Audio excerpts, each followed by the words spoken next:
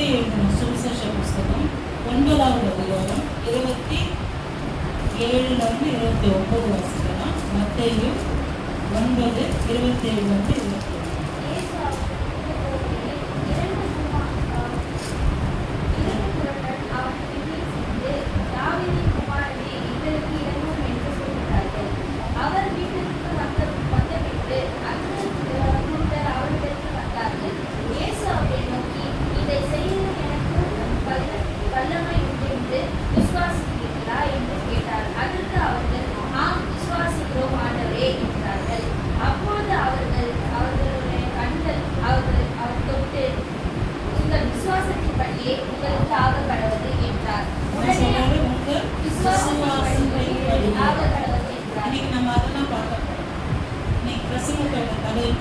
உன் விசுவாசத்தின்படி ஆக கடவுள்.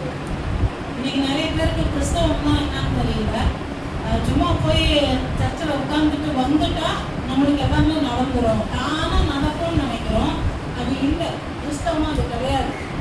நம்ம போய் சரி பாஸ்டரை பார்த்தோ இல்லை ஊழியக்காரங்களை பார்த்தோ இல்லை நமக்காக ஜெபிக்கிறவங்க கிட்ட ஏதாவது ஒரு காசு இப்படி தூக்கி போட்டுட்டோம்னா, நான் ஏன் இந்த வார்த்தை யூஸ் பண்ணேன்னா ஒரு சிலர் தூக்கியே போட்டிருக்காங்க என்கிட்ட, இப்படி தூக்கியே போட்டாங்க காசு. ஸோ அதனால தான் தூக்கி போட்டுட்டா நம்மளுக்கு ஏதாவது நல்லது நடந்துடும், இவங்க ஜெபம் பண்ணிட்டா நம்மளுக்கு ஏதாவது நல்லது நடந்துடும் அப்படின்னு நினைக்கிறாங்க. அது கிடையாது. பாருங்க, நம்ம புரிந்து கொள்ளணும். உன் விசுவாசத்தின்படி ஆக கடவுள். நீ விசுவாசிக்கிற விசுவாசத்தின்படி தான் உனக்கு ஆண்டவரே செய்ய முடியும் அப்படின்னு நம்ம வேதம் முழுக்க பார்க்கலாம். விசுவாசம் இல்லாம தேவனை பிரியப்படுத்தவே முடியாத வசனங்கள்லாம் சொல்லுது பாருங்க. அப்போ இந்த கூடர்கள் வராங்க, நீங்க எங்களை சுத்தமாக்கீங்களான்னு கேட்குறாங்க. அவர் சொல்றது, நீங்க நம்புறீங்களா? நான் நம்புறேன் அப்படின்றாங்க. அப்ப நீ விசுவாசிச்சுன்னா உன்னுடைய விசுவாசத்தின்படி ஆகும். இன்னைக்கு நம்மள எத்தனை பேர் எங்களுடைய போதகர் விசுவாசிச்சா அது எனக்கு ஆகும், என்னுடைய சகோதரி விசுவாசம் எனக்கு ஆகும், எங்க அம்மா விசுவாசம் எனக்கு ஆகும். ரொம்ப அருமையா ஒரு சாட்சி சொன்னா போறேன், நான் விசுவாசத்தோட போனேன், என்னை கர்த்தர் காப்பாத்திட்டாருங்க. அப்போ நாம விசுவாசிக்கிற விசுவாசம் எவ்வளவு முக்கியம்ன்றதை நம்ம புரிஞ்சுக்கணும். இந்த விசுவாசத்தை உடைக்கதான் பிசாசு என்ன பண்ணும், பல விதத்துல செயல்படும். நம்ம வெள்ளிக்கிழமை பார்த்தோம் இல்லையா, எப்படிப்பட்ட வல்லமைகள்லாம் நம்மளை சுற்றி இருக்குதுன்றதை நம்ம புரிந்து கொள்ளணும்.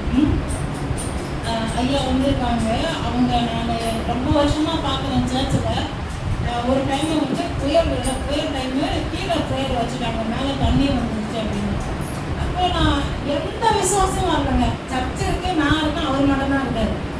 அப்போ யோசிப்பாருங்களேன், கர்த்தருடைய ஆலயத்துக்கு வந்துட்டா, ஜபத்துக்கு வந்துட்டா, கர்த்தருடைய ஓய்வு நாளுக்கு வந்துட்டா நிச்சயமா ஆண்டவர் என் வாழ்க்கையில கிரியை செய்வான். என்ன வரைக்கும் நானும் அதை பார்த்துக்கிட்டு இருக்கிறேன். கர்த்தர் எல்லா சுகத்தோடும் பலத்தோடும் அவரை நடக்கணும்னு நான் நம்புறேன், விசுவாசிக்கிறேன். பாருங்க, நம்ம புரிந்து கொள்ளணும். நம்ம விசுவாசம் ரொம்ப ரொம்ப முக்கியம்னு புரிஞ்சிடுச்சுன்னா நம்மளை யாரும் கூப்பிட தேவையில்ல சர்ச்சுக்கு, நம்மளை வந்து ஊழியக்காரங்க கூப்பிட தேவையில்ல, நம்ம வீட்டாளுங்க போன்னு சொல்ல தேவையில்ல. நாம ஓடுவோம், நாம ஓடி போய் உட்கார அந்த விசுவாசத்தின்படி நம்மளுக்குள்ள கிரியைகள் நடக்கும்ங்கிறத நம்ம புரிஞ்சுக்கணும். தொடர்ந்து இந்த விசுவாசத்தை குறித்து சில உதாரணங்களோட நம்ம பைபிளில் பார்க்கலாம். அதுக்கு முன்பாக நம்ம கைகளில் இருக்கிற இந்த வேத புத்தகத்தை உயர்த்தி பிடிப்போம். சும்மா நம்ம உயர்த்தி பிடிக்கல, நல்லா புரிந்து கொள்ளுங்கள். நீங்கள் தேவனால் எழுதி கொடுக்கப்பட்ட இந்த அற்புதமான வேதாகம புத்தகத்தை உயர்த்தி கையில பிடிக்கும் பொழுது பரலோகம் உங்களை கவனிக்கிறது, கர்த்தருடைய தூதர்கள் உங்களை கவனிக்கிறாங்க, தேவன் உங்களை பார்க்கிறாரு. ஆவிக்குரிய உலகத்துல சொல்றத நீங்க செய்றீங்களா? சபையில ஊழியக்காரங்க சொல்லும் பொழுது அதுக்கு கீழ்படுறீங்களா? கீழ்படியாம புத்தகத்தை உயர்த்தாம நீங்க என்ன பண்றீங்கிறத எல்லாமே ரெக்கார்ட் ஆயிட்டே இருக்கு. அங்க 3 புத்தகங்கள் பரலோகத்திலே இருக்கு. ஞாபக புஸ்தகம்னு ஒண்ணு இருக்கு, ஜீவ புஸ்தகம்னு ஒண்ணு இருக்கு. உங்கள் கிரியைகளை ரெக்கார்ட் பண்ணி எழுதி வைக்கிற, உங்க கண்ணீர்களை எல்லாம் திருத்தியில வைக்கிற புஸ்தகம்னு ஒண்ணு இருக்கு. நிறைய இருக்கு பாருங்க. நீங்க பண்ற ஒவ்வொரு விஷயமும் ரெக்கார்ட் பண்ணிட்டே இருக்கிறாங்க, எழுதி வைத்து கொண்டே இருக்கிறாங்க. அதனால நம்ம சும்மா இதை உயர்த்தி பிடிக்கல, சும்மா பேசல. நீங்க இதெல்லாம் புரிந்து கொள்ளணும். இதுல ஒரு அர்த்தம் இருக்கு. நம்ம உயர்த்தும் பொழுது பரலோகம் நம்மளை கவனிக்கும் பொழுது, ஆண்டவரே நீர் இந்த வார்த்தை என் கையில கொடுத்துருக்கீங்க, அதனால இந்த வார்த்தை நான் நம்பிக்கை வச்சிருக்கேன், நான் இதுக்கு கீழ்படிய போறேன், இதன்படி நடக்க போறேன், எனக்கு உதவி செய்யுங்க. ஒருவேளை இந்த சகோதரி சொல்றது எனக்கு புரியாம இருக்கலாம், ஆனா அவங்க சொல்லிட்டாங்க உயர்த்தி பிடிங்கன்னு சொல்லிட்டாங்க, நான் உயர்த்தி பிடிக்கிறேன், விசுவாசத்தோடு சொல்லுங்கன்னு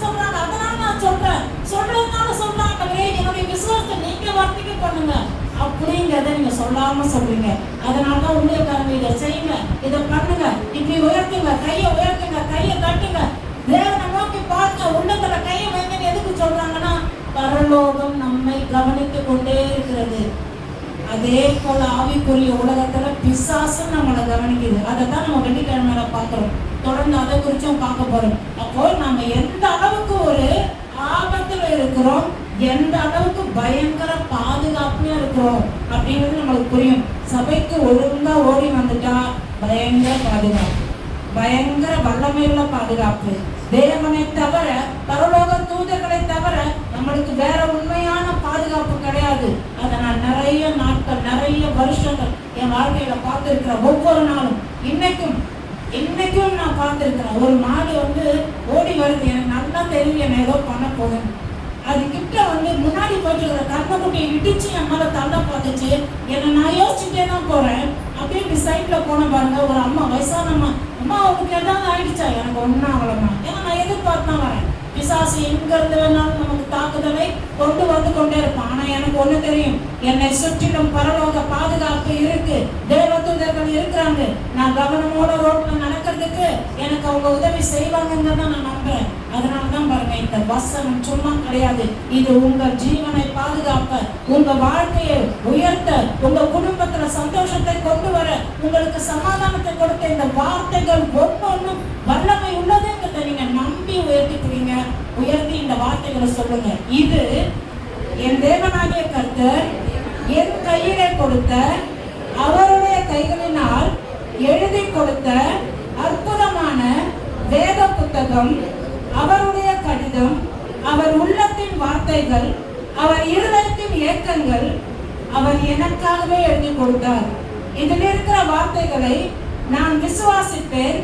இந்த வார்த்தைகளை ஏற்றுக்கொண்டு அதின்படியே நான் நடப்பேன். அப்பொழுது என் தேவனாகிய கர்த்தர் என்னை குறித்து, என் வீட்டை குறித்து என்னவெல்லாம் வைத்திருக்கிறாரோ அதுவெல்லாம் என் வாழ்க்கையில நிச்சயமா நிறைவேறும். நான் நம்புகிறேன், விசுவாசிக்கிறேன்.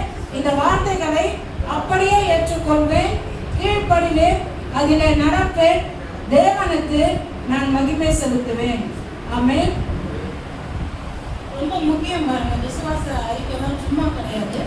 நம்ம விசுவாச அறிக்கை ஒவ்வொரு வாட்டி பண்ணும் பொழுதும் பரலோகம் ரெக்கார்ட் பண்ணிட்டு, எனக்கு ஒரு சில காரியங்கள்லாம் தெரியும். பட் இப்போ நான் தியானிக்கிற விதம் மாறி இருக்கு. நிறைய விஷயம் ஆண்டவர் சொல்லிக் கொடுக்கும்போது ஐயோ இதெல்லாம் முன்னாடியே கற்காம விட்டுட்டோமே அப்படியெல்லாம் எனக்கு பதவிதான் இருக்குது பாருங்க. அப்போ நம்ம ஒரு சரியான சபைக்கு வரும், சரியான வார்த்தைகளை கேட்கிறோம், சரியான இடத்துல இருக்கிறோம், நமக்கு நல்லா போதிக்கிற ஆட்களை தேவன் கொடுத்திருக்கிறாரு. நம்ம இன்னமும் அந்த விசுவாசத்தை வளர்த்து கொள்ளணும் அப்படிங்கிறத புரிஞ்சுக்கணும். ஒரு 3 விதமான நபர்களை குறித்து நம்ம பார்க்கறதுக்கு முன்னாடி முதல்ல இந்த விசுவாசம் எப்படிப்பட்டது அப்படின்னு புரிந்து கொள்ளலாம். வாசிக்கலாம். மத்தேயு 15:22. மத்தேயு 15வது அதிகாரம் 22வது வசனம். அப்பொழுது அந்த திசைகளில் குடியிருக்கிற கானானிய ஸ்திரீ ஒருத்தி அவரிடத்தில் வந்து, அவரே தாவீதின் குமாரனே, எனக்கு இறங்கும், என் மகள் பிசாசினால் கொடிய வேதனைப்படுகிறாள் என்று சொல்லி கூப்பிட்டார். அவளுக்கு பிரதியுத்தரமாக அவர் ஒரு வார்த்தையையும் சொல்லவில்லை. அப்பொழுது அவருடைய சீஷர்கள் வந்து, இவர் நம்மை பின்தொடர்ந்து கூப்பிடுகிறாரே, இவளை அனுப்பிவிடும் என்று அவர் வேண்டிக் கொண்டார்கள். அதற்கு அவர், காணாமல் போன ஆடுகளாகி இஸ்ரவேல் கூட்டத்திற்கு அனுப்பப்பட்டேன் என்று மற்றபடி இல்லை என்றார். அவர் வந்து ஆண்டவரை எனக்கு உதவி செய்யும் என்று அவரை பணிந்து கொண்டார். அவர் அவரை நோக்கி, பிள்ளைகளின் அப்பத்தை எடுத்து நாய்க்குட்டிகளுக்கு கொடுக்கிறது நல்லதல்ல என்றார். அதற்கு அவள், மெய்தான் ஆண்டவரே, ஆயினும் நாய்க்குட்டிகள் தங்கள் எஜமானின் மேலையில் இருந்து குருத்தைகளை தின்னுமே என்றார். இயேசு அவருக்கு பிரதியுத்தரமாக, ஸ்ரீயே, விசுவாசம் பெரியது. விசுவாசம் பெரியது. இப்ப பாருங்க, நம்ம முதல்ல பார்த்தோம், உன் விசுவாசத்தின்படி உனக்கு ஆகப்படுவது குருடர்கள் கிட்ட ஆண்டவர் சொல்றாரு. இங்கே ஒரு அம்மா தன்னுடைய மகளுக்காக ஜெபிக்கிறாங்க. அவங்க கிட்ட சொல்றாரு, உன்னுடைய விசுவாசம் பெரியது. அப்பனா விசுவாசத்தோட அளவை புரிந்து கொள்ளுங்க. நம்மள சில பேர் கொஞ்சம் தான் விசுவாசிப்போம், பரவாயில்ல போனா நடக்கும் ஏதோ, அப்படி இல்லை. கண்டிப்பா நடக்கும், எனக்கு நடக்கும், நான் அவருடைய பிள்ளை அப்படின்னு நீங்க விடாப்பிடியா விசுவாசிக்கணும். எந்த சூழ்நிலை அவர் சொல்லும் போது பாருங்களேன், இப்போ ஆக்சிடென்ட் ஆச்சு, அப்புறம் ஆக்சிடென்ட் ஆச்சு, தொடர்ந்து ஆகிட்டாருங்க. அப்போ அந்த விசுவாசத்தை விடலை பாருங்க. அப்போ தொடர்ந்து விசுவாசிக்க வேண்டியது நம்மளுக்கு அவசியமா இருக்குது பாருங்க. இன்னொரு வார்த்தை கூட வாசிக்கலாம். மத்தேயு 17:20 வாசிக்கலாம். மத்தேயு 17:20. அதற்கு இயேசு, உங்கள் அவிசுவாசத்தினாலே தான் கடுகு விதை அளவு விசுவாசம் உங்களுக்கு இருந்தால் போதும். கடுகு விதை அளவு விசுவாசம். அப்போ முதல்ல பார்த்தோம் பெரிதான விசுவாசம், அப்புறம் உங்க விசுவாசத்தின்படி ஆக கடவுள்னு பார்த்தோம். இப்ப கடுகு விதை அளவு விசுவாசம் அப்படின்னு. அப்போ நம்மளுடைய விசுவாசத்துல அளவுகள் வித்தியாசம் இருக்குங்கிறத புரிஞ்சுக்கணும். ஏன்னா எந்த பிள்ளை ஒரு 2 வருஷம் தான் சர்ச்சுக்கு வந்து அந்த விசுவாசம் தான் இருக்கும். இவன் ஒரு சின்ன பிள்ளைல இருந்து விசுவாசமா இருக்காங்க, இவளுடைய விசுவாசம் ரொம்ப பெருசா இருக்கும். ஒருவேளை இவன் பெரியவளா இருக்கலாம், இவளுக்கு ஒரு 25 வயசு இருக்கலாம், அவளுக்கு ஒரு 10 வயசு தான் இருக்குன்னு வச்சுக்கலாம். ஏன்னா அந்த குழந்தைய நான் ரொம்ப சின்ன பிள்ளைல இருந்து பார்த்துருக்கேன். படிக்கவே தெரியாது, பாட்டு புக்கை எடுத்து வச்சு இப்படி கூட பார்க்கும், பாட்டு பாடும். என்ன வேற பாட சொல்லி இப்படி உட்காந்து பார்ப்போம். இன்னைக்கு அருமையா ஆராதனை வீரர்களே அவங்க மாறிட்டாங்க. அப்போ அந்த விசுவாசம் வளர்ந்து கொண்டே இருக்கு. அப்போ இன்னொரு காரியத்தை நம்ம வாசிக்கலாம். யூதா 20வது வசனம், வெளிப்படுத்தின விசேஷத்துக்கு முன்னாடி இருக்கு. யூதா புத்தகம் 20வது வசனம்.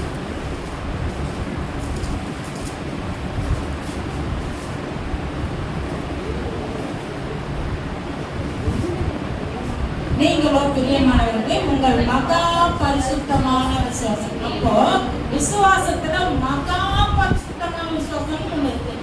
விசுவாசத்தோட அளவுகளை பாருங்க, ஒவ்வொருத்தருக்கும் ஒவ்வொரு விதமா விசுவாசம் செயல்படுகிறது. இன்னொரு வசனத்தை கூட நம்ம வாசிக்கலாம். 1 பேதுரு 1:7. 1 பேதுரு 1:7. அழிந்து போகிற பொன் அக்கினியினாலே சோதிக்கப்படும், அதை பார்க்கலும் அதிக விலையேற பெற்றதாய் இருக்கிற உங்கள் விசுவாசம் சோதிக்கப்பட்டு. அப்போ நம்மளுக்கு விசுவாசம் சோதிக்கப்பட்டு கொண்டே இருக்கும். நம்ம என்ன பண்ணிடுறோம், நான் தான் விசுவாசிக்கிறேன், நான் தான் விசுவாசிச்சேன், நான் தான் சர்ச்சுக்கிறேன், நான் தான் ஆண்டவரை நம்பினேன். ஆனா அது கேட்க தெரியும் நமக்குள்ள இருக்காது. நம்ம 10 வருஷம் 20 வருஷம் 30 வருஷம் சர்ச்சுக்கு போனாலும் விசுவாசத்தோட அளவு வளரணும். கடுகு விதையில விசுவாசம் இருக்கு, அது பெருசாகணும். அதுக்கப்புறம் என்ன ஆகணும், அது மகா பரிசுத்தமா விசுவாசமா அது உருவெடுக்கணும். ஆனா நம்ம அப்படியே இருப்போம். அப்ப விசுவாசி எனக்காக பாசு ஜெபம், எனக்காக இவங்க ஜெபம், எனக்காக அவங்க ஜெபம். நம்ம எப்ப ஜெபம் பண்ண போறோம்? நம்ம ஒவ்வொருத்தருக்குமே இப்படிப்பட்ட விசுவாசத்தோட அளவு மாறுபடும் அப்படின்னு ஆண்டவர் நம்மளுக்கு சொல்லித் தராரு. ஏன் அப்படின்னா விசுவாசம் இல்லாம தேவனை பிரியப்படுத்துவது கூடாத காரியம் அப்படின்னு எபிரேயர் 11:6 சொல்லப்பட்டிருக்கு. இந்த விசுவாசம் எப்படி சிஸ்டர் வளரும் அப்படின்னு நீங்க பாத்தீங்கன்னா வாசிக்கலாம். ரோமர் 10:17. ரோமர் 10வது அதிகாரம் 17வது வசனம். ஆதலால் விசுவாசம் கேள்வினாலே வரும், கேள்வி தேவனுடைய வசனத்தினாலே வரும். அப்போ நீங்க வந்து உட்கார்ந்து இந்த வசனங்களை கேட்க கேட்க, இது ஆங்கில வேதாந்திர ஹியரிங் அப்படின்னு ஒரு கண்டினியூஸ் டென்ஸ், தொடர்ந்து நீங்க அதை கேட்க வேண்டும் அப்படின்னு இருக்கும். அப்ப நம்ம புரிந்து கொள்ளணும், உங்களுக்கு விசுவாசம் சும்மா வந்துடாது. இத மாதிரி வார்த்தைகளை உட்கார்ந்து கேட்க கேட்க கேட்க கேட்க தொடர்ந்து கேட்க கேட்க விசுவாசம் பெருகிட்டே இருக்கும் பாருங்க.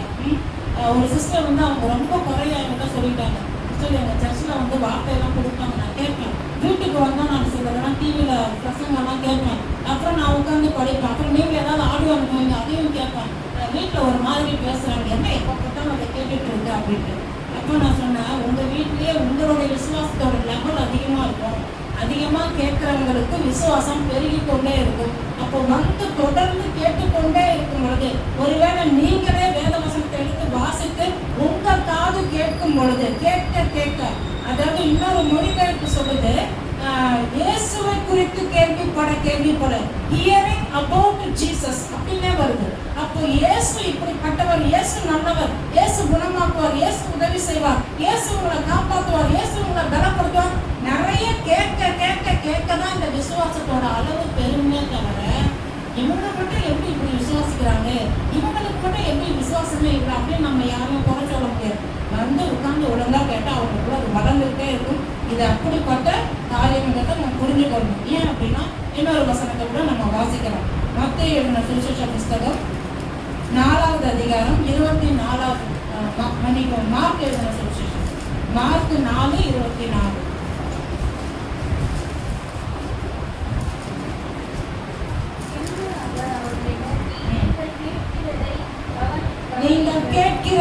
கவனியுங்கள். அப்போ எப்படி உட்கார்ந்து கேட்குறீங்க? வந்துட்டோம் ஏதோ பேசிட்டு இருக்காங்க மைக் பிடிச்சி அப்படி கேட்குறீங்களா? இந்த ஒரு வார்த்தை கூட நான் மிஸ் பண்ணக்கூடாது.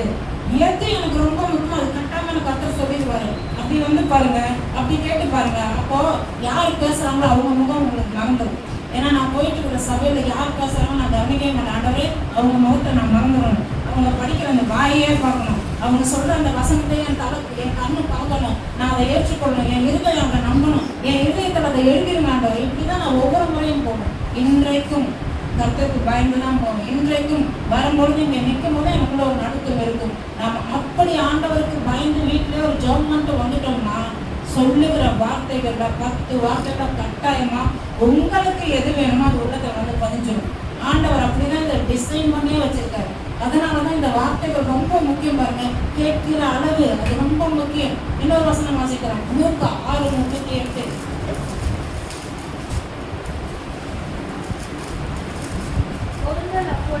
கொடுக்கப்படும் அமைக்கி குலுக்கி சரித்திருப்படி நன்றாய் அளந்து உங்கள் பணியை போடுவார்கள். நீங்கள் எந்த அளவில் அளக்கிறீர்களோ அந்த அளவில் உங்களுக்கு அளக்கப்படும். அப்போ நம்ம பொதுவாக இதை வந்து தசம பாகம் காணிக்கைக்காக இந்த வசனத்தை பேசுவோம். ஆனால் அதனால தான் நம்ம முன்னாடியே அதையே வாசித்தோம். மார்க் 4:24 வாசிச்சோங்க. அப்போ நீங்கள் எதை கொடுத்தாலும் செவியை கொடுத்தா நிறைய கேட்டு உள்ளத்துல வச்சு ஆண்டவர் கூட விசுவாசத்தோடு நடப்பீங்க. நீங்க உங்க இருதயத்தை கொடுத்து ஆண்டவருடைய வார்த்தைகளை அன்போட ஏற்றுக்கொண்டீங்கன்னா அப்போ நம்ம அன்போட சாந்தமா ஏற்றுக்கொண்டா அந்த வார்த்தை நம்மளுக்குள்ள கிரிய செய்து நமக்கு வேண்டியதெல்லாம் பிறப்பிக்கும். அதே போல ஆண்டவருக்காக காணிக்கை கொடுத்தீங்கன்னா பணத்துல உங்களுக்கு குறைய வராது. நான் அடிக்கடி நான் சொல்லிட்டே இருக்கேன். ஏன்னா நான் அதெல்லாம் பார்த்துக்கிட்டு இருக்கேன். ரொம்ப முக்கியம் பாருங்க, கடவுளுக்கு நம்ம கொடுக்கிற காரியத்துல நாம எந்த அளவுல அளக்கிறோமோ இது போதும். ஏன்னா சில பேர் கிழிஞ்ச நோட்டெல்லாம் போடுறாங்க.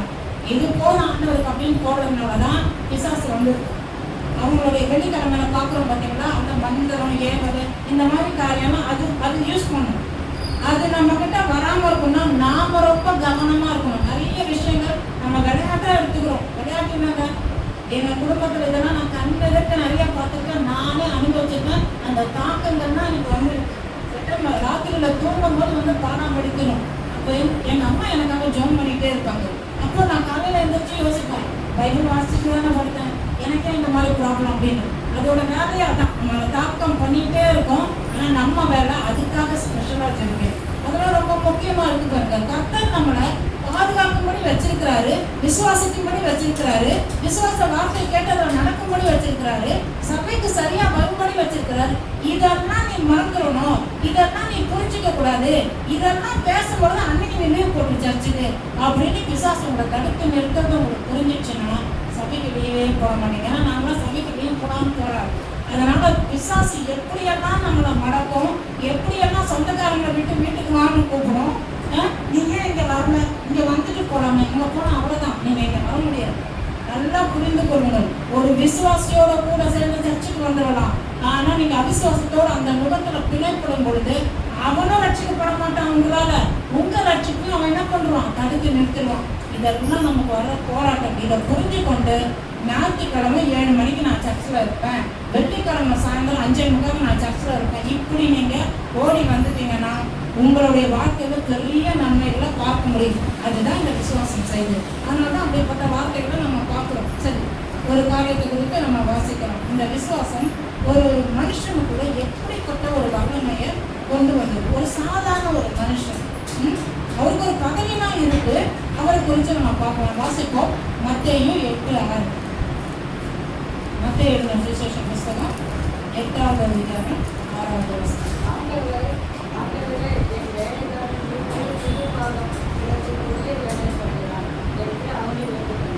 அப்போ ஆண்டவர்கிட்ட ஒருத்தர் ஜெபம் பண்றாரு என்று அவரை வேண்டிக் கொண்டான்னா இந்த மனுஷனே போய் அவர்கிட்ட ஜெபிக்கிற மாதிரி இருக்குல்ல. ஆனா கதை அப்படி இல்லை, உண்மையான சம்பவம். வேற புஸ்தகம் வாசிக்கலாம். லூக்கா எழுதின சுவிசேஷம் 7வது அதிகாரம் 1-6 வரைக்கும் வாசிங்க. லூக்கா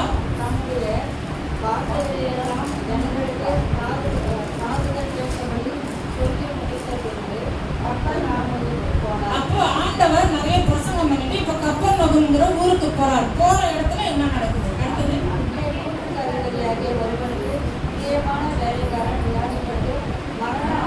மரண கஸ்பை செத்துருவான், கொஞ்சம் விட்டா அப்படியே செத்துருவான், சாவுற நிலைமையில இருக்கிறான். அடுத்தது வாசிங்க. அவன் இயேசுவை குறித்து கேள்விப்பட்ட போது அவர் வந்து தன் வேலைக்காரனை குணமாக்க வேண்டும், அவரை வேண்டிக்கொள்ளும்படி யூதருடைய மூப்பரை அவர்களுக்கு அனுப்பினார். அங்க என்ன பார்த்தோம்? மத்தேயு 8:6 அவரை வேண்டிக் கொண்டான்னு இருக்கு. நம்ம படிச்சுட்டு என்ன நினைச்சுக்கோம்?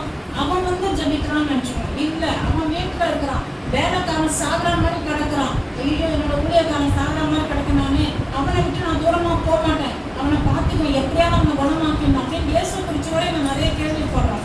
கேள்விப்பட்டுட்டு என்னுடைய சில ஆட்கள் அனுப்புறான். இயேசுவை கேள்விப்பட்ட பொழுது அவர் வந்து தன் வேலைக்காரனை குணமாக்க வேண்டும் என்று அவரை வேண்டிக் கொள்ளும்படி யூதருடைய மூப்பர் ஒரு சில ஆட்களை நியமிச்சு நீங்க அங்க போங்க, போய் அவர்கிட்ட சொல்லுங்க அப்படின்னு சொல்லும் பொழுது அவங்க போறாங்க. 4வது வசனம் வாசிங்க. அவர்கள் இயேசுவினிடத்தில் வந்து அவரை கருத்தால் வேண்டிக்கொண்டு நீர் இந்த தயவு செய்வதற்கு அவன் பாரதனாய் இருந்தான். அவன் எப்படி சொல்றான் பாருங்க, போயிட்டு ஒருத்தனுக்கு சுகம் கிடைக்கணும் அப்படின்னு சாதாரணமா சொல்லல, அவன் ரொம்ப தகுதி உள்ளவன், பாத்திரன் அப்படின்னு சொல்றாரு. தகுதி, ஏன் தகுதி? அடுத்த வசனம் வாசிங்க. அவன் நம்முடைய ஜனத்தை நேசிக்கிறான், நமக்கு ஒரு ஜெப ஆலயத்தை கட்டினான். நமக்காக அவன் ஒரு யூதனே கிடையாது, கிறிஸ்தவனே இல்லைன்னு வச்சுக்கோங்க. அவன் ஒரு யூதனே கிடையாது, ரோமரா அந்த நாட்டில் வாழ்றான். அவன் ஒரு 100க்கு அதிபதி, ஒரு 10 பேருக்கு ஒரு லீடர் இருப்பாங்க, அது மாதிரி 100 பேருக்கு ஒரு லீடராக ஆர்மியில் வச்சிருக்கிறாங்க. நம்ம புரிந்து கொள்ளணும். அவன் ஒரு சிலர் அனுப்புறான் இயேசுக்கிட்ட, இயேசு அந்த பக்கமாக வந்துகிட்டு இருக்கிறாரு. அடுத்தது இன்னும் ஆட்கள் அனுப்புறான் பாருங்க. அடுத்த வசனம் வாசிங்க. அவன் நம்முடைய ஜனத்தை நேசிக்கிறான். அவருடன் கூட போனார். வீட்டுக்கு சமமான போது கூப்பிட்டு அதிபதி தன் சிநேகிதரை நோக்கி, நீங்கள் அவர்களுக்கு போய், ஆண்டவரே, நீர் வருத்தப்பட வேண்டாம், நீர் என் வீட்டு வாசலுக்குள் பிரவேசிக்க நான் பாத்திரன் அல்ல. அடுத்த வசனம். நான் உங்களிடத்தில் வரவும் என்னை பாத்திரனாக எண்ணமிட்டேன், ஒரு வார்த்தை மாத்திரம் சொல்லும், அப்பொழுது என் வேலைக்காரன் சுத்தமாவான். அப்போ இவன் எப்படி சொல்றான் பாருங்க, ஒரே ஒரு வார்த்தை அவன் சொல்லிட்டா போதும், அந்த வார்த்தையை எடுத்து வந்து கிட்ட சொல்லணும். ஏன்னா அப்போ வாட்ஸ்அப் இன்ஸ்டாகிராம்லாம் கிடையாது, இப்படி போட்டு விட மாட்டாங்க ஜீசஸ். அப்போ நல்லா புரிந்து கொள்ளணும், இயேசு சொல்லணும் சுகமாயிருவான் போப்பான்னு சொல்லணும். இவன் ஓடி வரணும் அங்கேருந்து வீட்டுக்கு வந்து சுகமாயிருவான்னு சொன்னார். சுகமாயிருவான்னு சொல்லிட்டாரா அப்படின்னு இவன் அங்கே பார்க்கணும் இல்லையா? அடுத்த வசனம் 8வது நான் வசனம். அதிகாரத்துக்கு கீழ்ப்பட்டவனாய் இருந்தேன், எனக்கு கீழ்ப்பட்டிருக்கிற சேவகரும் உண்டு. நான் ஒருவனை போ என்றால் போகிறான், மற்றவனை வா என்றால் வருகிறான், என் வேலைக்காரனை இதை செய்ய என்றால் செய்கிறான் என்று நான் சொன்னதாக சொல்லுவேன் என்று அவர்களை அனுப்பினார். 9வது வசனம். இயேசு இவர்களை கேட்டு அவனை குறித்து ஆச்சரியப்பட்டு திரும்பி நமக்கு பின் சென்று இயேசு ஆச்சரியப்படுற விசுவாசம். இயேசுவை நம்ம என்னைக்காவது ஆச்சரியப்படுத்திருக்கிறோமா? இவர் ஆச்சரியப்படுவார், நம்ம ஊழியக்காரன் தான் ஆச்சரியப்படுவார். ஜெபம் பண்ணுங்க, பண்ணிட்டு தான் வருவோம், ஜெபம் பண்ணுங்கன்னு அவர் ஆச்சரியத்தோட சொல்லிட்டே இருப்பாரு. இயேசு ஆச்சரியப்படுறாரு என்னோட விசுவாசத்தை பார்த்து. அடுத்தது வாசிங்க. பிடிபட்டிருக்கிற திரளான ஜனங்களை நோக்கி, இஸ்ரவேலருக்குள்ளே நான் இப்படிப்பட்ட விசுவாசத்தை யாரும் கிறிஸ்தவங்க ஒருத்தருக்குமே இப்படி விசுவாசம் நான் பார்க்கவே இல்லப்பா. நான் ஒரு வார்த்தை சொன்னா அங்க சொன்னா எங்க இவன் குணமாயிருவானே, அவன் சொல்றான், நான் சொல்றேன் அந்த விஷயத்த அவன் சொல்றானே அப்படின்னு பாக்குறாரு. 10வது வசனம். அனுப்பப்பட்டவர்கள் வீட்டுக்கு திரும்பி வந்தபோது வியாதியாய் இருந்த வேலைக்காரன் சுகமடைந்தார். அவர் எப்ப அந்த இடத்துல சுகமாயிரும் போ அப்படின்னு அங்க சொல்றாங்க, சொன்ன அந்த ஸ்பாட், அந்த செகண்ட், அந்த மொமெண்ட், அந்த க்ஷணப்பொழுது இங்க அவனுக்கு சுகமாயிடுச்சு. அதனாலதான் இங்க இருந்து சில பேருக்காக இப்போ ஒரு காசுக்கு அப்படின்னு ஜெபிச்சாங்க பாருங்க. இங்க இருந்து நம்ம பண்ற ஜபம் எங்கேயோ இருக்கிற இடத்துல கிரியை செய்யும். இந்த விசுவாசம் நம்மளுக்கு வேணும். அதனால பாஸ்டர் போயெல்லாம் நேரில் பார்த்தா தான் உண்டு, பாஸ்டர் எங்கள் வீட்டுக்கு வந்தால் தான் உண்டு, எங்கள் சிஸ்டர் இவங்க வந்து அப்படிலாம் இல்லை. அவங்க ஏதோ ஒரு அலுவலாக வெளியில் இருப்பாங்க. ஜபம் பண்ணிட்டீங்கன்னு நீங்கள் சொல்லிட்டீங்கனாலே அவங்க ஜபம் பண்ண ஆரம்பிச்சிருவாங்க. அந்த ஜபம் உங்களுக்கு வேலை செய்யும். ஆனால் சில வேலையில் அவங்க லைனில் வரல, அவங்கள நீங்கள் பேச முடியல, தொடர்பு கொள்ள முடியல. நீங்கள் ஜபம் பண்ணுங்க. இங்கேருந்து எத்தனை வார்த்தையை கேட்குறீங்க உங்கள் வீட்டில், ஆண்டவர் இதெல்லாம் எனக்கு புரியலை, ஆனால் உடனே அவங்க விசுவாசிக்கிறேன். நீங்கள் வந்து கடுகு ஒரு விசுவாசம், பெரிய விசுவாசம், மகா பரிசுத்தமான விசுவாசம், பெரிய விசுவாசம் என்னென்னமோ இருக்கு. எனக்கு கொஞ்சம் தான் விசுவாசம் இருக்கு. என் விசுவாசத்தை ஆசீர்வதிங்க. இந்த இடத்துல இந்த பிரச்சனை நீங்க ஒரு விடுதலை தாங்க. நீங்க வாய் திறந்து சொல்றத பரலோகம் பார்க்கும், பரலோகம் பதிவு பண்ணும். நிச்சயமா அந்த க்ஷணப்பொழுது விடுதலை உண்டாகும்.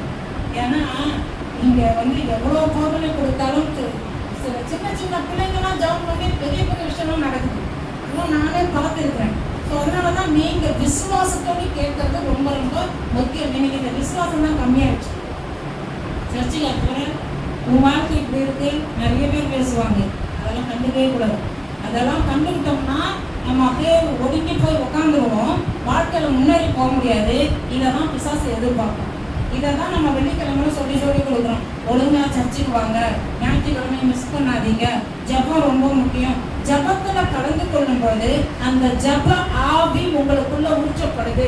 நீங்க வீட்டுல போய் ஜபிக்க ஆரம்பிக்கிறீங்க, உங்க ஜபம் வல்லமையா கிரியை செய்ய ஆரம்பிக்குது. திரும்ப ஞாயிற்றுக்கிழமை வரீங்க, வந்து வார்த்தையை கேட்குறீங்க, இந்த வார்த்தையின் வல்லமை உங்களுக்குள்ள போகுது, இந்த பிரசனத்தை சுரந்து செல்றீங்க. திரும்ப வெள்ளிக்கிழமை வரீங்க, அந்த ஜப ஆவி ஊற்றப்படுது.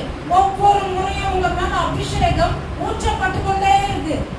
இது புரியாம நீங்க வராம நீர் போட்டுறீங்க, நிறைய பிரச்சனைகளை பாக்குறீங்க. பெரிய பெரிய பிரச்சனை, கிறிஸ்தவனுக்கு எவ்வளவு பெரிய பிரச்சனைனாலும் இப்படி போகணும் அந்த பிரச்சனை. எத்தனை விசுவாசம் ஆடி இருக்கு தெரியுங்களா? நீ எல்லாம் ஒன்றும் பண்ண முடியாது, நீ எவ்வளவு வேணாலும் கத்து அப்படின்னு. நான் ரொம்ப சத்தமா பேசுவேன், நான் பயங்கரமா சத்தமா பாட்டு போடாம ஆண்டவர் சொல்லி கொடுத்தாரு. அது ஒண்ணுமே இல்லை, நீ இதுக்கு இவ்வளவு கத்துற அப்படின்னு. அப்பதான் நான் அது ஈக்குவலுக்கு நான் போராட தேவையில்லை, நான் வசனத்தை வாசி ஜெபிச்சாலே அது போயிடும் போல இருக்கும். அப்புறம் அதெல்லாம் கொஞ்சம் கொஞ்சமா கற்றுக்கொண்டேன். உங்களுக்குள்ள இருக்கிற இந்த வசனம், உங்களுக்குள்ள இருக்கிற இயேசு மகா பெரியவர். அதனால அந்த வசனம் யூதாவுல நம்ம வாசிச்சு பாருங்க, மகா பரிசுத்தமான விசுவாசம், மகா பரிசுத்தர் இயேசு கிறிஸ்து நம்மளுக்குள்ள அப்படிப்பட்ட ஒரு விசுவாசத்தை கொடுத்திருக்கிறாரு. அதை பிராக்டிஸ் பண்ணாம பெருசா வராது, நம்மளால சில காரியங்களை பண்ண முடியாது. எப்படி பிராக்டிஸ் பண்ணுவீங்க? இங்க ஓடி வந்துடும். இங்க கேட்குறீங்களா? இங்க கேட்கும்போது உங்க மேல ஒரு அபிஷேகம் வருதா? அப்புறம் வீட்டுக்கு போய் படிக்கிறீங்களா? படிக்க படிக்க அந்த அபிஷேகம் குறையாம இன்னும் பொங்கி பொங்கி வழியாகும். இங்கேயும் வராம அபிஷேகத்தை பெற்றுக்கொள்ளாம வீட்டுல உட்காந்து மண்டையை உடச்சிட்டு அப்ப பிசாசு நல்லா சிரிப்பான். நிஜமாங்க, உண்மையா. நம்ம நல்லா சாப்பிடுறது அவனுக்கு பிடிக்காது, நம்ம நல்லா உடுக்கிறது அவனுக்கு பிடிக்காது, நம்ம சந்தோஷமா இருக்கிறது அவனுக்கு பிடிக்காது. ஏதாவது ஒரு பிரச்சனை கொண்டு வந்துட்டே இருக்கும். நம்ம கர்த்தர்தான் இதெல்லாம் பண்றாரு அப்படின்னு நினைச்சிட்டேன், தப்பா நினைச்சிட்டேன். அதுக்கப்புறமா தான் யோசிச்சேன், நான் யார்கிட்டயுமே இந்த விஷயத்தை பத்தி சொல்லலையே, எப்படி பிசாசுக்கு இந்த விஷயமும் தெரியும் அப்படின்னு நான் யோசிப்பேன். பிசாசு நம்மளை கண்காணிச்சுக்கிட்டே இருக்கும். அதெல்லாம் நம்ம வெள்ளிக்கிழமை பார்க்கலாம், நிறைய காரியங்கள் இருக்கு. ஆனா அதால ஜெயிக்க முடியாது. நம்ம ஒழுங்கா கர்த்தருடைய வார்த்தைக்கு வந்து செவி கொடுத்து இந்த விசுவாசத்துல வளரும் பொழுது நம்ம விசுவாசத்தோட அளவு பெருக பெருக அதால ஜெயிக்க முடியாது. ஐயோ இவங்களுக்கு சொல்லி கொடுத்துட்டாங்க, நம்ம ஒண்ணுமே நரகத்துக்கு போகணும், இவங்களுக்கு சொல்லி கொடுக்குறாங்க, இனிமே நம்மளுக்கு இந்த சர்ச்சில் வேலை இல்லை, இந்த விசுவாச வாழ்க்கையில நமக்கு வேலை இல்லை, நம்ம ஓடுறோம். அவனா ஓடக்கூடாம அவன் கரெக்டை விட்டு நீங்க ஓடிட்டு இருக்கிறீங்க. நீங்க என்ன பண்றீங்க? பயந்து பயந்து ஓடிட்டு இருக்கிறீங்க. முதல்ல நின்றுங்க. ஒரு நாய் நம்ம தடுக்கணும், நம்ம ஓட வருதுன்னா அதை தடுக்கணும், நம்ம நின்று பார்க்கணும். சின்ன வயசுல எங்க சித்தப்பா எனக்கு கற்றுக் கொடுத்தாங்க, நாய் தடுக்கணும்னா என்ன பண்ண, ஓடாத, ஸ்பீட் ஆக்காத, மெதுவா நின்று அப்படியே பாரு. எனக்கு ரொம்ப பயமா இருந்தா மெதுவா தலை சொல்லிட்டு அப்படியே கம்முன்னு போங்க. இன்னும் வரைக்கும் நான் அதை ஃபாலோ பண்றேன். இன்னைக்கு வேற விசுவாசம் எனக்குள்ள ஆண்டவர் இருக்கிறாரு. அவர் அதை வாயை கட்டி போட்டுருவாரு. சிங்க வாயனோட தான் கட்டி போடுவாரா, நாய் வாயை கட்டி போட மாட்டாரா? கண்டிப்பா செய்வார். அப்படின்னு நான் போறேன். ஏன்னா நான் போற தெருக்கல்ல 40-50 நாய்கள், அது குறைச்சுன்னா நம்மளுக்கு ஈரப்பழைய நடுமா அவ்வளோ நாய்கள் இருக்கும் பாருங்க. காஞ்சிட்டு வரும், பல்லெல்லாம் பார்த்தாலே பயமா இருக்கும். சில டைம் ஈவினிங்ல ப்ரேயர் முடிச்சுட்டு போகும்பொழுது அத்தனை நாய் சுற்றி வந்துடும். நான் ஒண்ணுமே பண்ண மாட்டேன், ஏசு ரத்தம் சொல்லி மெதுவாக போயிட்டே இருந்தேன். இப்போ பாருங்க, நம்மளுக்குள்ள இருக்கிற விசுவாசம் ஒவ்வொரு நாளும் வளரணும்னா இங்க வரணும் எதுக்கு சொல்றோம்? நீங்க வர்றதுனால எனக்கு ஏதாவது காசு வரப்போத, எனக்கு தான் நன்மை வரப்போத, காசுக்கு ஏதாவது ஆடாக கூட உங்க வாழ்க்கை நல்லா இருக்கும்.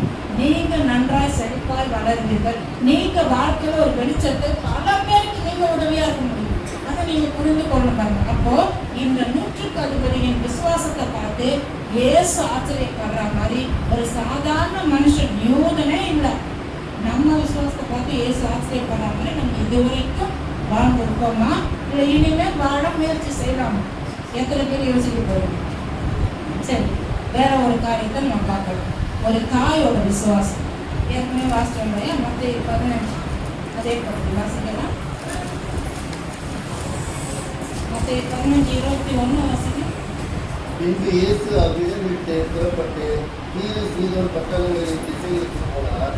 அப்போது அந்த திசைகளில் குடியிருக்கிற கானானிய ஸ்திரீகளுக்கு அவரிடத்தில் வந்து, ஆண்டவரே, தாவீதின் குமாரனே, எனக்கு இறங்கும், என் மகள் பிசாசினால் கொடிய வேதனைப்படுகிறாள் என்று சொல்லி கூப்பிட்டார்.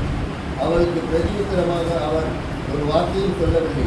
அப்பொழுது அவருடைய சீஷர்கள் வந்து, இவன் நம்மை பின்தொடர்ந்து கூப்பிடுகிறாரே, இவரை அனுப்பிவிடும் என்று அவர் வேண்டிக் கொண்டார்கள். அதற்கு அவர், காணாமல் போன ஆடுகளாகிய இஸ்ரவேல் வீட்டாருக்கு அனுப்பப்பட்டனே என்று மற்றபடி அல்லவென்றார். அவர் வந்து, ஆண்டவரே, எனக்கு உதவி செய்யும் என்று அவரை பணிந்து கொண்டார். பாருங்க, இந்த தீர்சுதோர் பட்டணம் அப்படின்னு இருக்கு. அது மட்டும் இல்லை, நம்ம புரிஞ்சுக்கணும், இந்த அம்மா ஒரு கானானிய ஸ்திரீ. இவங்களும் ஆண்டவருக்குள்ள கிடையாது, ஒரு யூத ஸ்திரீ கிடையாது. இவங்களும் கிறிஸ்தவங்க கிடையாது. அவரும் கிறிஸ்தவர் இல்லை, 100%. இவங்களும் கிறிஸ்தவங்க இல்லை. இவங்க என்ன சொல்றாங்க, என்னுடைய மகனுக்கு பேய் பிடிச்சிச்சு. அந்த வேலைக்காரனுக்கு நோய், இவங்களுக்கு பேய். ஆண்டவருக்கு பேயம் ஒண்ணுதான், நோயம் ஒண்ணுதான், பாயம் ஒண்ணுதான், நியாயம் ஒண்ணுதான். நம்ம அதை புரிஞ்சுக்கணும். அவருக்கு எல்லாமே ஒண்ணுதான், ஈக்குவல் தான். அவர் போறனா போயிடும், அவர் ஒரு வார்த்தை சொன்னா நடந்துடும். இதெல்லாம் நம்ம புரிஞ்சுக்கணும். அப்போ அவங்க சொல்றாங்க, எனக்கு உதவி செய்யுங்கன்னு அவர்கிட்ட பணிஞ்சு கேட்கறாங்க. வார்த்தை பாருங்க, பணிந்து கொண்டாங்க. ரொம்ப தாழ்மையா, ரொம்ப தாழ்மையா கேட்கிறாங்க. ஆனா அவர் சொல்றாரு, பிள்ளைகளின் அப்பத்தை எடுத்து நாய்க்குட்டிகளுக்கு போட முடியாது. ஏன்னா யூதர்கள் என்ன பண்ணுவாங்க, புறஜாதிகளை நாய்ங்க அப்படின்னு சொல்லுவாங்க, அவங்க உலக வழக்கத்தின் படி. அதே போல இந்த உலக வழக்கத்துல புறஜாதியில இருக்கிறவங்க இவங்க பண்டிகை அப்படி மாத்தி மாத்தி ஒருத்தர் திட்டிக்குவாங்க. கிறிஸ்தவங்களை பார்த்தா இவங்களா அல்லேலியா கோஷ்டி அப்படின்னு சொல்றாங்கல்ல. இப்போ நம்ம என்ன பண்ணோம், அவங்கள இவங்க அரைகுற கோஷ்டி அப்படின்னு நம்ம யாராவது ஒருத்தர் ஏதாவது சொல்லிட்டே இருக்கோம் இல்லையா. அது போல நான் நாய்க்குட்டிகளை கொடுக்க முடியாதுன்னு இயேசு சொல்றாரு. நம்மள அண்ணா என்ன பண்ணுவோம், என்ன நாயன்றாரு அப்படின்னு சொல்லிட்டு ஜபம் பண்ண வந்தா நாயின்னு சொல்றாரு அப்படின்னு கோவம் வரும்ல. இந்த அம்மா கோவம் வரல. இந்த அம்மாவுக்கு தேவை சுகமடையணும், தன்னுடைய மகள் எப்படியாவது காப்பாற்றப்படணும். அதனால இவங்க என்ன பேசுறாங்க, அடுத்த வசனம். அவர் அவளை நோக்கி, பிள்ளைகளின் அப்பத்தை எடுத்து நாய்க்குட்டிகளுக்கு போடுகிறது நல்லதல்ல என்றார். 27. அதற்கு அவள், மெய்தான் ஆண்டவரே, ஆகியும் நாய்க்குட்டிகள் தங்கள் எஜமானின் மேஜையிலிருந்து விடும் புழுக்கைகளை தின்னுமே என்றார். அவர் நாய்க்குட்டின்னு தான் இவங்க லிட்டரலாக நாய்க்குட்டி மாதிரி பேசுறாங்க. என்ன சொல்றாங்க, நீங்க மேஜையில வச்சு நல்லா உட்காந்து சூப்பரா சாப்பிடுவீங்க, சாப்பிடும்போது கீழே சிந்தும் இல்லையா, அதை நாய் தின்னுட்டு போட்டோமே, நீங்க எவ்வளோ சுகம் கொடுக்குறீங்க, அந்த 1-2 எங்களை மாதிரி புரிஞ்சாட்டிக்கு தரக்கூடாதா அப்படிங்கிற மாதிரி சொல்லும் பொழுது அப்போதான் அவர் பார்க்குறாரு. அவங்கள பார்த்து இயேசு அவருக்கு பிரதியுத்தரமாக, ஸ்திரீயே, உன் விசுவாசம் தெரியுது. நான் உன்னை இப்படி பேசிக்கூடும் நீ என்னை விட்டு போகாம சுகத்தை பெற்றுக்கொள்ளாம இந்த இடத்துக்கு நகர மாட்டேன் விடாப்பியா நிக்கிற பார்த்தியா, இந்த விசுவாசம் தெரியுது. அவனை பார்த்து ஆச்சரியப்படுறாரு. நம்ம விசுவாசம் எப்ப ஆண்டவர் ஆச்சரியப்படுறாரு, நம்ம விசுவாசத்தை பார்த்து ஆண்டவர் என்னைக்கு பெரிய விசுவாசம் உண்டு அப்படின்னு எப்ப சொல்லுவாரு, நீங்க ஒவ்வொரு முறையும் நீங்க வந்து உட்காரும் பொழுது உன் விசுவாசம் பெருசுன்னு சொல்லுவார். நீங்க வரலன்னா உங்க விசுவாசம் கடுகளவு கூட கிடையாது. ஏன்னா கடுகளவு விசுவாசம் தான் பெருசாகும், அது இன்னும் பெருசாகும், அது இன்னும் பெருசாகும். ஆண்டவர் அந்த விடாப்படியா விட மாட்டாங்க. நீங்க சுகம் கொடுத்தால்தான். நம்ம என்ன பண்றோம், விசுவாசியா ஆயிட்டு கட்டத்துக்கு ஆயிட்டு ஞானசானம் எடுத்துட்டு பார்த்துக்கலாம் அப்படி நம்ம இஷ்டத்துக்கு இருப்போம். அப்புறம் நடுவுல வருவோம். அப்ப நடுவுல வர்றதுக்குள்ள ஒருத்தன் நடுவால வருவான். நரி வரும், அப்புறம் எலி வரும், அப்புறம் மாந்திரிகம் வரும், நிறைய விஷயங்கள் வரும். இதெல்லாம் தான் நம்ம புரிஞ்சுக்கொண்டு நம்ம விசுவாசத்தை வளர்க்கும்படி இங்கே ஓடி வரணுங்கிறது ரொம்ப ரொம்ப முக்கியம். ஏன்னா இன்னைக்கு கொடுக்குற போதனைகள் என்ன, யூடியூப் கூட எடுத்து பாருங்க. நீங்கள் வேணா போய் நிறைய வீடியோ செக் பண்ணுங்க. நான் சொல்றதுலாம் இருக்காது, சர்ச்சுக்கெல்லாம் போகணும்னு அவசியம் இல்லை. எனக்கு தெரிஞ்ச 2 பேரும் அப்படி இருக்கிறாங்க, சில சகோதரி. அவங்களே சொல்லுவாங்க, சர்ச்சுக்கு ஊழியம் வேலை பண்ணாங்க, சர்ச்சுக்கு போவேணான்னு சொல்லி ஊழியம் பண்ணும்போது இவங்க சர்ச்சை கட்டினா யார் வருவாங்க சர்ச்சுக்கு? யோசிச்சு பாருங்க. போ, ஆண்டவர் சர்ச்சுக்கு போ, சபைக்கு போ, இந்த கல்லின் மேல என் சபையை கட்டுவேன் அப்படின்னு ஆண்டவரே சபையை வச்சிருக்காரு. சபை செல்வதை, சபை கூடி வருவதை விட்டு விடாதுங்கிறது எபிரேயர் 10:26 ஆண்டவர் சொல்லி தராருன்னா, நாம் அந்த வார்த்தையை கேட்டு அதில் நடக்கும்போது பரலோகம் பதிவு செய்து அதை நம்ம செய்கிறோம்னா வேற ஆவிக்குரிய காரியங்கள் நம்ம வாழ்க்கையில் விளையாட ஆரம்பிக்கும். இதெல்லாம் நம்ம புரிஞ்சுக்கணும். இவங்க 2 பேரும் எவ்வளவு விடாப்பியா வந்து கேட்கறாங்க பாருங்க. ஆண்டவர் ஒரு வார்த்தை சொன்னா போதும், நீங்க சுகம் கொடுக்காம இருந்து போக மாட்டேன், நீங்க எப்படியோ சுகம் தருவீங்க, நீங்க சுகம் தர்றதேங்கள் அப்படின்னு புரிந்து கொண்டு கேட்கறாங்க பாருங்க. அதனாலதான் இந்த தீர்சுதோர் பட்டணம்ங்கிறது ரொம்ப பெருமை பிடிச்சவங்க இருக்கிற இடமா. தேவனை விட்டு வழி விலகி பொருட்கள் மீது கவனம் வைக்கிற ஆட்களாம். அந்த மாதிரி மாதிரி ஒரு ஏரியால இருந்து தான் நம்ம வராங்க. நம்ம புரிஞ்சுக்கணும். அப்போ நாம பொருளாசை உள்ளவர்களா இருக்கிறோமா, இயேசுங்கிற பொருள் மீது ஆசை உள்ளவர்களா இருக்கிறோமா? நாம தேவன் தான் முக்கியம், அவரை விட்டு விலகாம இருக்கிறோமா, என்னோட தேவை முக்கியம், அவரை விட்டு விலகிட்டு அது பின்னாடி கொஞ்சம் இதெல்லாம் நம்ம புரிந்துக்கணும். ஏன்னா ஆண்டவர் தான் நம்ம தேவைன்னு புரிந்து கொண்டால் நம்முடைய எல்லா தேவைகளும் எழுதி கூட வச்சுக்கொள்ளுங்க, எல்லா தேவைகளும் சந்திக்கப்படும். நாம எதை கேட்போமோ அதை தருவாங்க. நம்ம 10 ரூபா கேட்டா ஒரு சிஸ்டர் என்கிட்ட சொன்னாங்க, சார் எப்படி சமாளிக்கிறீங்க லைஃப்ல அப்படின்னு கேட்டாங்க. நான் சொன்னேன், எனக்கு ஒரு நாள் 10 ரூபா போதும் அப்படின்னா 10 ரூபா கொடுப்பாரு. எனக்கு ஒரு நாளைக்கு 20,000 ரூபா தேவைன்னா அன்னைக்கு அதை கொடுப்பாரு. அவங்களுக்கு ஆச்சரியமா இருந்தது. நிஜமா உண்மையாவே மக்களுடைய சன்னிதானத்தை நான் சொல்லிட்டு இருக்கேன். எனக்கு எவ்வளோ தேவையோ அதை கொடுக்குறாரு, நடத்துறாரு. அதனால எனக்கு கம்ப்ளைண்ட் கிடையாது. ஃபர்ஸ்ட் எனக்கு கஷ்டமா இருக்கும், ஏன் நான் ஒரு பால் கூட சாப்பிடுறேன், நான் ஒரு டீ சாப்பிடுறேன் அப்படின்னு நான் கேட்டுக்கிறேன். அப்பதான் ஆண்டவர் எனக்கு கற்றுக் கொடுத்தாரு, இதை நான் தடுக்கல மகளே, தடுக்கிற வல்லமைகள் நிறைய இருக்கு, அதை பயன் பண்ணி ஜெபி, உனக்கு எல்லாத்தையும் நான் வச்சிருக்கேன், நீ சரியா சபைக்கு போ, சரியா வசனத்தை விசுவாசி, சரியா செவி கொடு, சரியா ஏற்றுக்கொள்ளு, அதுக்கப்புறம் காரியங்கள் எப்படி நடக்குது அதெல்லாம் செய்ய ஆரம்பிச்சேன். எதெல்லாம் பயம் பண்ணும், எதெல்லாம் நரி சொன்னார் பாருங்க, நரி வர விடக்கூடாது, வேற விதமான மந்திரங்கள் வர விடக்கூடாது. நாம ஒழுங்கா ஜெபிக்கும் பொழுது, நாம கர்த்தருடைய வார்த்தைக்கு கீழ்ப்படியும் பொழுது பெரிய காரியங்கள் நம்ம வாழ்க்கையில நடக்கும். ஒரு 100க்கு அதிபதிக்கு நடக்குதுன்னா நம்மளுக்கு அதிகமா நடக்கும். ஒரு கானானிய ஸ்திரீக்கு நடக்குதுன்னா நம்மளுக்கு அதை விட அதிகமா நடக்கும். நம்ம அதை புரிஞ்சுக்கணும். ஏன்னா முதல்ல கிறிஸ்துவுக்குள்ள வரும்போது இருந்த நம்ம விசுவாசமே வேற. நம்ம விசுவாசம் ரொம்ப பெருசா இருக்கும். எவ்வளோ நம்பி ஏமாந்துட்டேன், இவராவது செய்யறாரா பார்க்கலான்னு வந்து அப்படியே முழுசா கொடுப்போம். அதுக்கப்புறம் கொஞ்சம் கொம்பெல்லாம் முளைச்சு பண்ணும்போது பரவாயில்ல பார்த்துக்கலாம், அவர் மன்னிக்கிற ஆண்டவர் தானே, அதுதான் தவறு. அப்போ எவ்வளோ விசுவாசமா இருந்தோம், அதை விட அதிக விசுவாசம் இப்போ இருக்கணும். இப்பவும் வரணும், மழை அடிச்சாலும் வரணும், வெயில் அடிச்சாலும் வரணும். நீங்க வர்ற அந்த எப்படி நீங்க அதுக்காக ஓடி வரீங்க.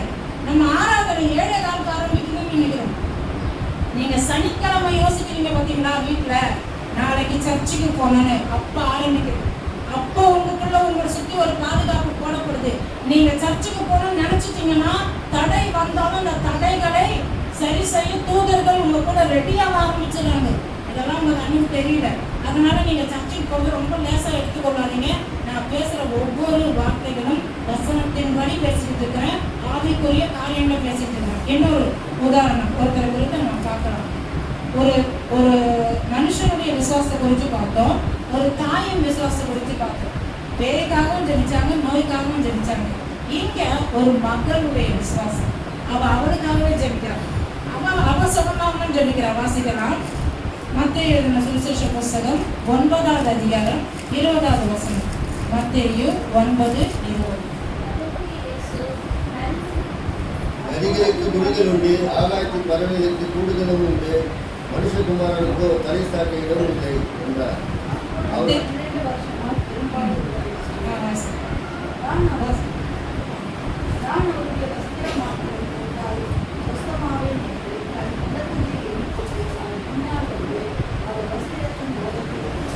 எப்படி வந்தா பின்னால வந்து, ஏன் அப்படி பின்னால வரா, அதுக்கு நம்ம சில காரியங்களை வாசிக்கணும். லூக்கா 8 திருப்பி கொள்ளுவோம், 44 48 வாசிங்க. லூக்கா 8 44 48.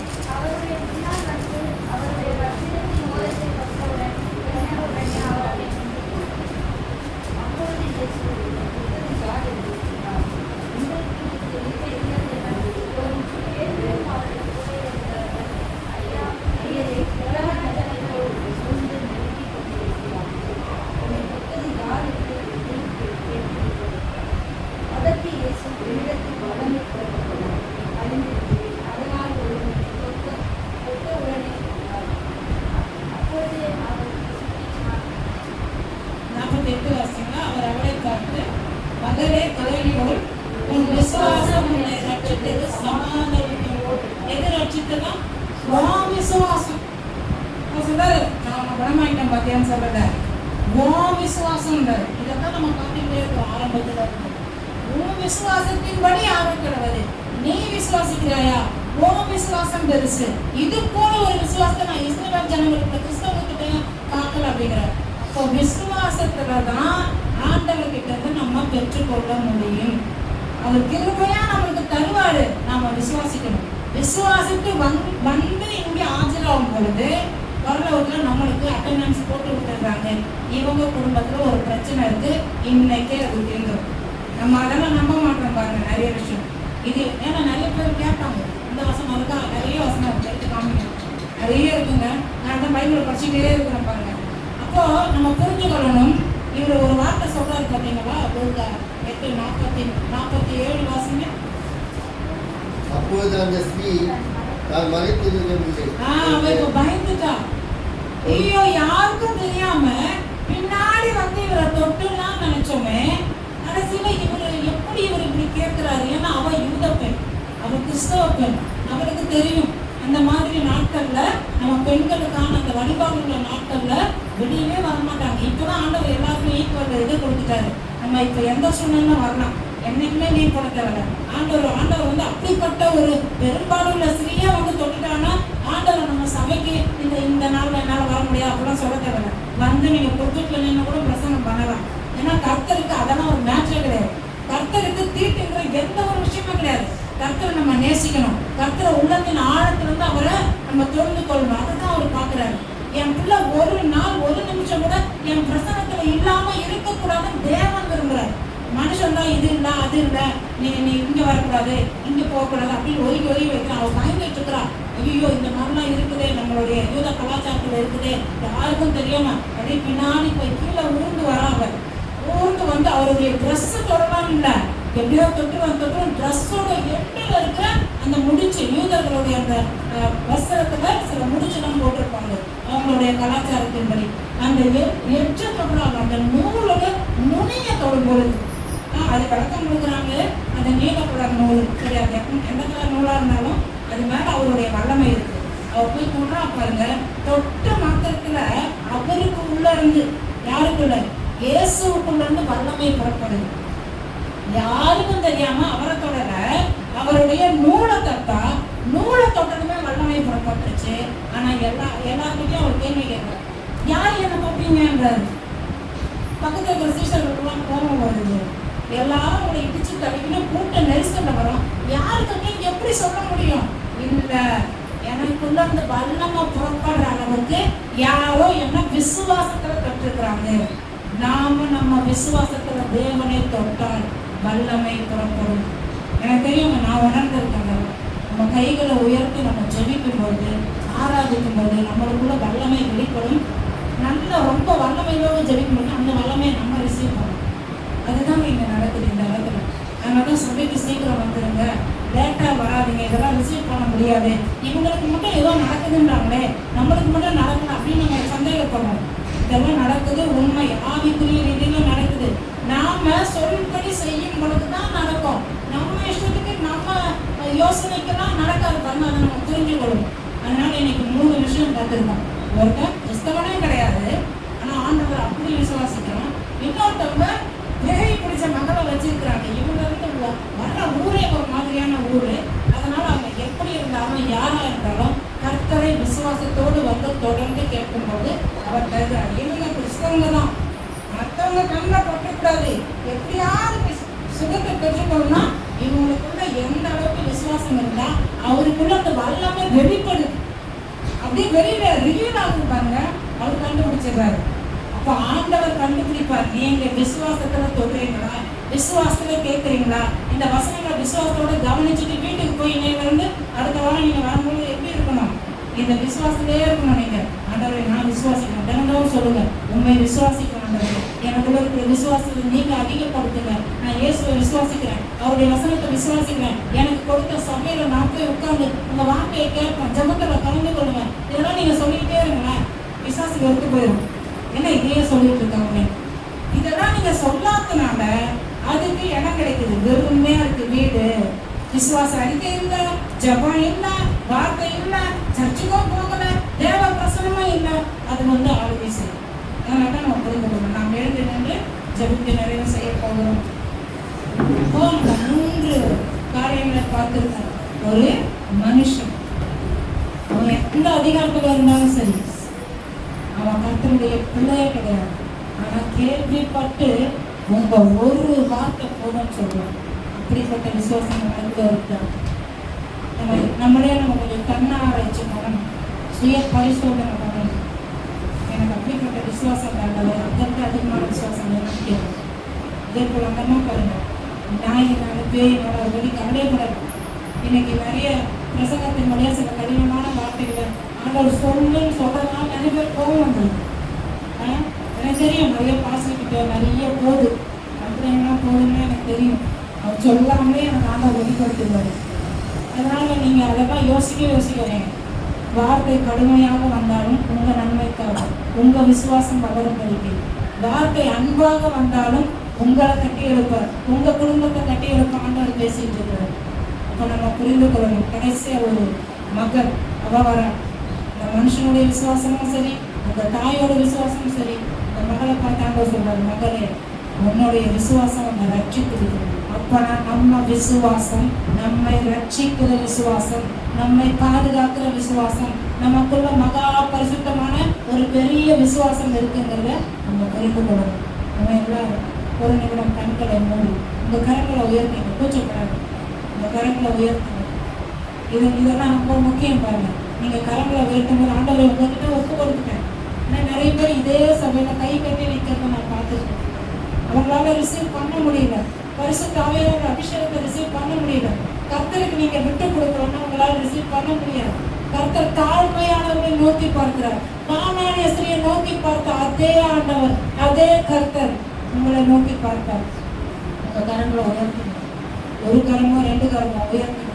உங்க இதயத்துல கையை சொல்லுங்க, ஆண்டவரே இன்னையிலிருந்து நான் உங்களை அதிகமா விசுவாசிக்க போறேன், எனக்கு உதவி செய்யுங்க. உங்க மனசுக்குள்ள சொல்லுங்க, மற்றவங்க பார்க்கணும்னு இல்லை. யூடியூப் வழியா பார்க்குறவங்களுக்கு நான் சொல்றேன், உங்க கரத்தை உயர்த்தி உங்க இதயத்துல ஒரு கையை வைத்து சொல்லுங்க, ஆண்டவரே இன்னையிலிருந்து நான் உங்களை அதிகமா விசுவாசிக்க போறேன். என் வாழ்க்கையில நீங்களே என் ஆண்டவரா இருங்க, என்னை நீங்களே ஆளுகை செய்யுங்க. வேற வல்லமை கிடையாது, வேற மனுஷன் கிடையாது, வேற மனுஷன் கிடையாது, நான் கூட கிடையாது. எந்த நோயோ பேயோ நாயோ எதுவுமே கிடையாது. நீர் மாத்திரம் என்னை ஆளுகை செய்யும். நான் விசுவாசிக்கிறேன் ஆண்டவரே, உங்களை விசுவாசிக்கிறேன், உங்க வார்த்தையை விசுவாசிக்கிறேன். எனக்கு உதவி செய்யுங்க. என் குடும்பத்தில் உங்க பிரசன்னம் நம்பி வழியட்டும். அப்படி நீங்க அர்ப்பணிக்கும் பொழுது நிச்சயமா கர்த்தர் உங்க குடும்பத்தை அவர் கையில் எடுத்துருவாரு. அவருக்கு ஒவ்வொரு நாளும் ஒப்பு கொடுங்க. காலையில தூங்கி எழுச்சுதான் சொல்லுங்க, நிச்சயமாவே கர்த்தர் உங்களை நடத்துற விதம் அற்புதமா இருக்கும். நான் சொல்லிக்கிறேன். அன்பும் இறக்கமெல்லாம் நல்ல பிதாவே, இயேசுவின் நாமத்தினால முடித்துல வருகிறோம், நன்றி செலுத்துகிறோம். இப்பேற்பட்ட நல்ல கர்த்தரை அன்பின் ஆண்டவரை நாங்கள் தொழுது கொள்ளும்படிக்கு எங்களை நடத்துகிற விதத்திற்காக நாங்கள் நன்றி செலுத்துகிறோம். உன் விசுவாசத்தின் முடிவு நமக்கு ஆக தருவது என்று எங்களுடைய விசுவாசத்தின் அளவுகள் ஆண்டவரை அம்முக்கு குளிக்கு சரிந்து விழும்படி விசுவாசத்தினாலே நாங்கள் வல்லவர்களாக மாறும்படி இந்த மகா பரிசுத்தமான விசுவாசம் எங்களுக்கு அதிகமாக கிரியை செய்யும் என்பதை பார்த்தோமே, அதற்காக நாங்கள் நன்றி செலுத்துகிறோம். உண்மை நம்புகிற நாங்கள் ஒரு பொழுதும் வெட்கப்பட்டு போவதே கிடையாது. எங்கள் குடும்பங்களை தேவன் பாதுகாக்கிறார், நடத்துகிறார், நன்மைகளை செய்கிறார். ஒரு நன்மையும் கர்த்தரை தேடுகிறவர்களுக்கு குறைவு படவே படாது என்று வேத வசனம் சொல்லி இருக்கிற வார்த்தைகள் அப்படியே நிறைவேறட்டும். இயேசுவின் நாமத்தினாலே ரட்சிக்கப்படுகிற இந்த விசுவாசம் இன்னும் எங்களுக்குள்ள அண்ணன் கொண்டு கிளம்பி எழுப்பட்டும். ஆண்டவரே தொடர்ந்து இந்த விசுவாசத்தை நடக்க நாங்கள் விசுவாசத்தில் ஓடவும் எங்களுக்கு உதவி செய்வீர்கள். இதை கேட்டுக்கொண்டிருக்கிற பார்த்து கொண்டிருக்கிற ஒவ்வொரு பிள்ளைகளுக்கும் ஆண்டவரே நீர் வாழ்க்கையில இந்த விசுவாசத்தை வர்த்திக்க பண்ணுவீராக, பெருக பண்ணுவீராக. உன் ஒருவருக்கு துதி கன மகிமை யாவற்றும் ஏறெடுக்கிறேன். இயேசுவின் நாமத்தில் பிதாவே, ஆமென்.